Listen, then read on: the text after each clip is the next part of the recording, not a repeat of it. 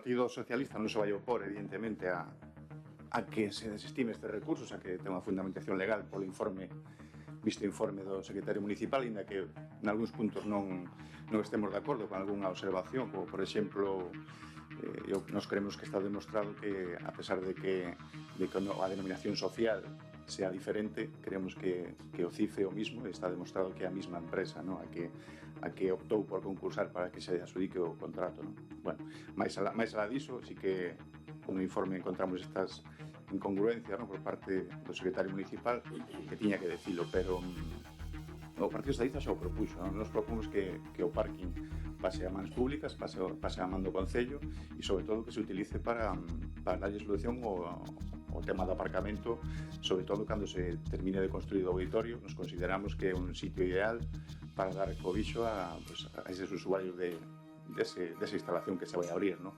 E consideramos que debería ser gratuita, incluso, igual que se pagan alquileres de zonas de parking por todo o Porriño e se fan gratuitos, ¿no? Consideramos que xa que é noso, pasa a ser noso, se rescatase, pois consideramos que tamén debería utilizarse para parking público e gratuito. E fago memoria, fai no novembro, decembro de 2021, vostedes sacaban vídeos en redes sociais sobre a explotación deste parking e fai cousa de mes e medio pasamos por ali e a situación é lamentable e creo que tedes que tomar medidas. Ali hai casi 40 extintores que a ese día estaban caducados e non tiña vistas de mellorarse esa situación. Había tramos de máis de 100 metros do garaxe con 200 plazas sin luz, a oscuras, e as zonas, a limpieza de zonas comuns, sobre todo na zona que dá cara a Mos, casi, ao final da Avenida Galicia, daba auténtica pena. Coches abandonados, encontramos ali.